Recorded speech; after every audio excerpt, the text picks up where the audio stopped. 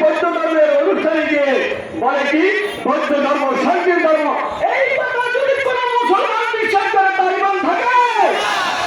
কারণ আল্লাহ রাসূল বলেন এবং আল্লাহ তাআলা বলেন একমাত্র ইসলামই হলো শান্তির ধর্ম। সেখানে তারা বৌদ্ধ ধর্মের অনুষ্ঠানে গিয়ে তাদের শান্তিমূলক বক্তব্য অনেক কিছু আছে, কিন্তু ইসলাম ধর্মকে অস্বীকার করে বৌদ্ধ ধর্মকে শান্তির ধর্ম ঘোষণা দেওয়া এটা ঈমানদারের লক্ষণ নয়। এই জন্য আমরা উদাত্ত আহ্বান জানাবো, আপনার এই বক্তব্যকে প্রত্যাহার করুন।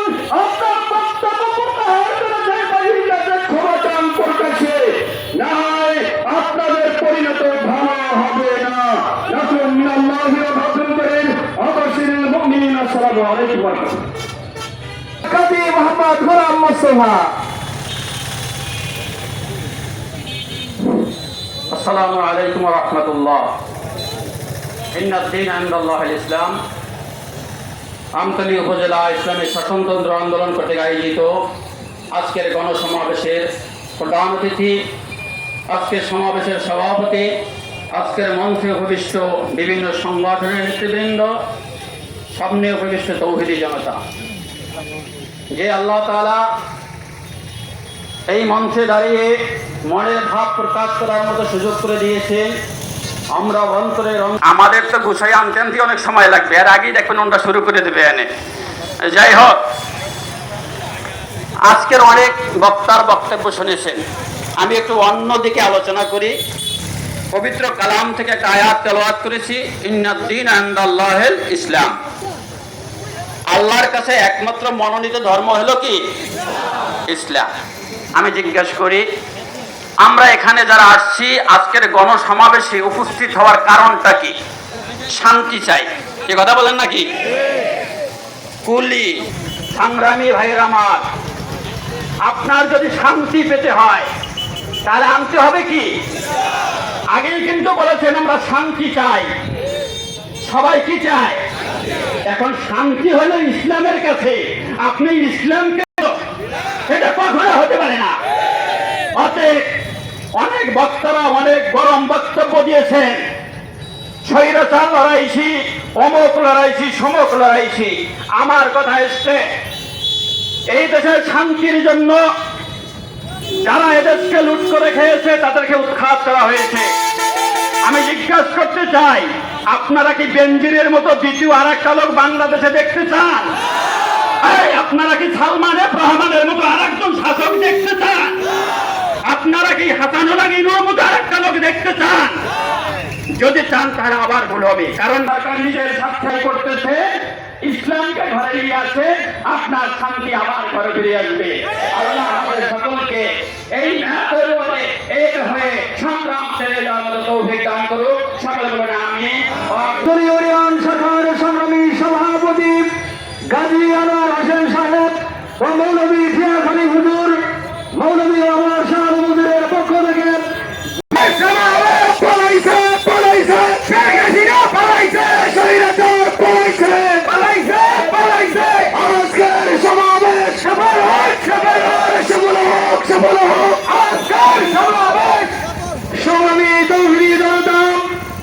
মিছিল আসছেন, মিছিল আসবেন, মিছিলে মিছিলে আমতলী রাজপথ প্রকম্পিত হবে, ঠিক না বন্ধুগণ?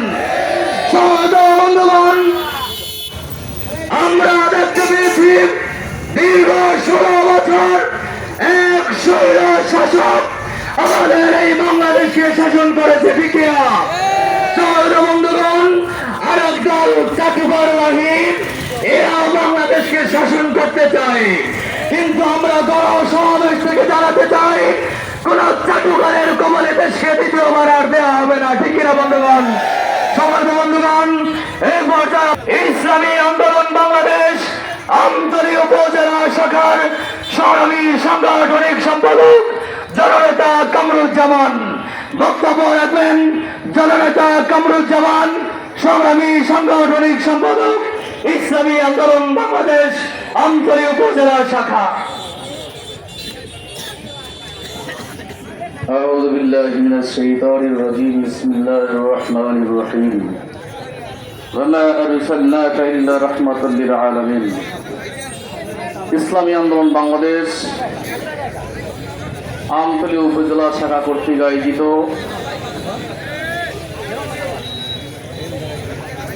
পিআর পদ্ধতিতে নির্বাচনের দাবিতে কেন্দ্র ঘোষিত প্রোগ্রামের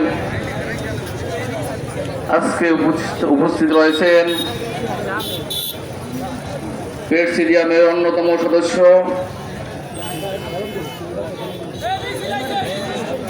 আজকে এই জনসভার মধ্যমণি আজকের গণসমাবেশ সফল হোক, সফল হোক, সফল হোক, কবুল হোক। আজকের গণসমাবেশ সফল হোক। বন্ধুগণ, আরবঙ্গাসিয়া ইউনিয়ন শাখার সংগ্রামী সভাপতি জননেতা মাওলানা আব্দুল মান্নান সাহেবের নেতৃত্বে বিশাল বিশাল মিছিল আমাদের গণসমাবেশে অংশগ্রহণ করেছে। সবাই অনুরোধ জানাবো, আমাদের স্টেজের ডান পাশে পর্যাপ্ত জায়গার ব্যবস্থা আছে। স্টেজের সামনে যারা আছেন আমরা ডান থেকে চলে যাই। সম্মানিত সমাবেশ বৃন্দ, আজকে যারা এখানে আসছি আমাদের এই মাঠের ডান পাশে পর্যাপ্ত জায়গা